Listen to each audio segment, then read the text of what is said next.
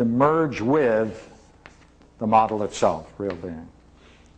The problems one engages and one encounters, the problems one engages in, the problem one encounters in doing this, that's what he calls astronomy,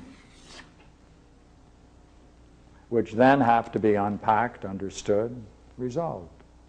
That's what he calls astronomy in the Republic. Different than we call it. Matter of fact, he says, our astronomy goes real contrary to the way in which astronomy is discussed by among the adepts who then look to the heavens. He said, we don't look to the heavens. He said, that's what they do. We don't do that.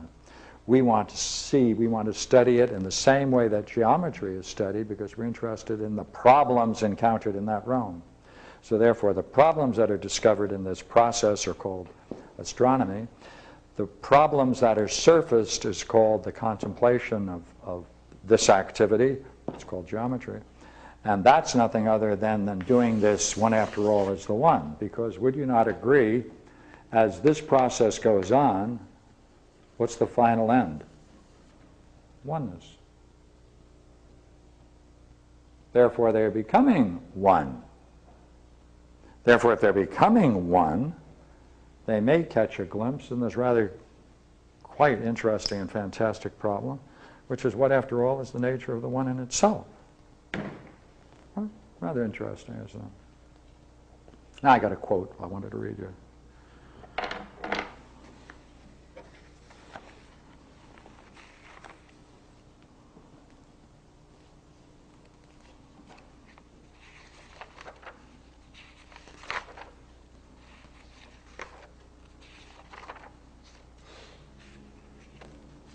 This is on providence and fate.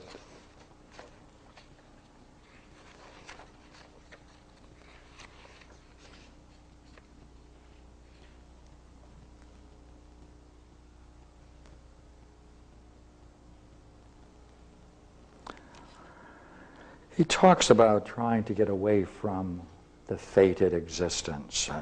It's the tumult, the being caught up in that fated condition. He says, when you separate yourself from that, see, when all of those inferior powers are settled, when they're now at rest, he says, when all of those things are at rest, thank you. When all those powers are at rest and they no longer exist with any confusing, fogging power, not engaged in the many things they're accustomed to being,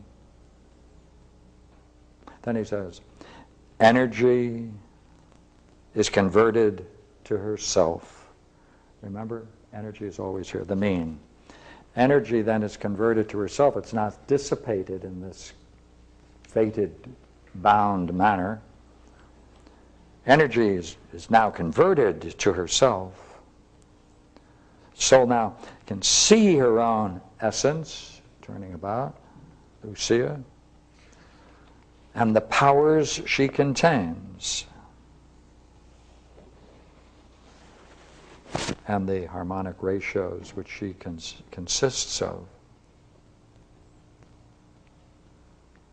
and the many lives of which she is the completion. See, many lives she's the completion, because you're going to the archetype.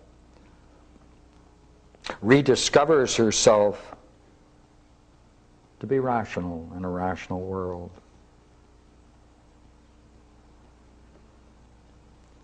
The image indeed of the natures prior to herself from which she departed now enters the paradigm, the archetype, you see, which is prior to her and over which she presides. To the energy of the soul, to get that going, see, the energy by which this is affected, to this energy of the soul, my friend, arithmetic and geometry, the mother of your art, are said to contribute much. And he says, because it purifies the intellect from the rational forms of life with which it is surrounded, fated, and led to the incorporeal comprehension of forms. Finally, he says, led to the lustrations of the future mystics and to the most sacred of mysteries.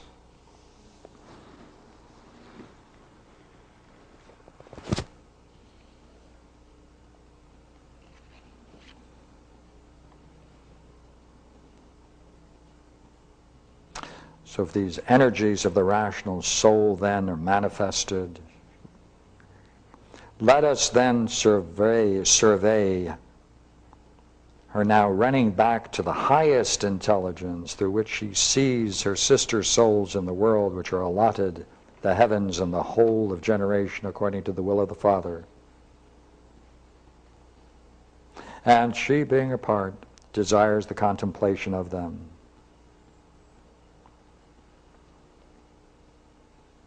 She, that's the soul always, sees the intellectual essences and the orders of what are.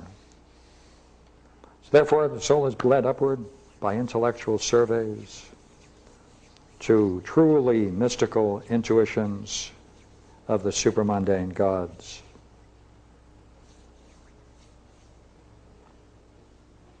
What's she doing?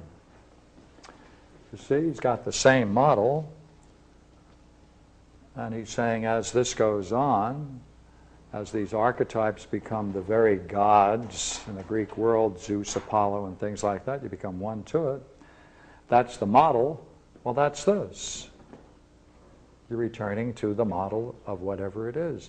Therefore, at that moment, you are gaining a direct insight into the fullness of that model.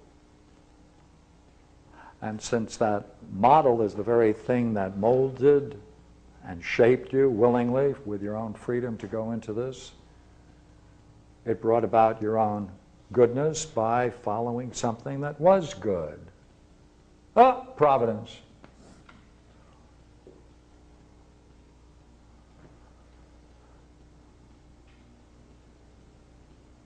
So this is a spiritual system, a philosophical system, highly condensed for the evening,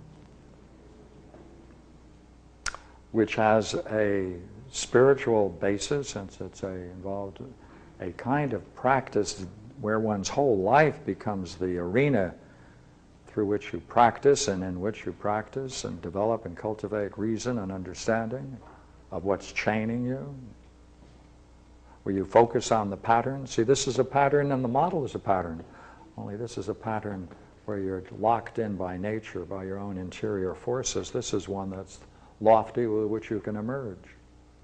So therefore, it's a spiritual or philosophical practice that's providential, that therefore is the basis for a spiritual way of existing without being holy. Wait a minute, what? Yeah, you don't have to be holy. Hey, it requires a different kind of sacrifice, not the same kind of sacrifice. The behavior will be changed, but not because of some acceptance of certain vows or commandments.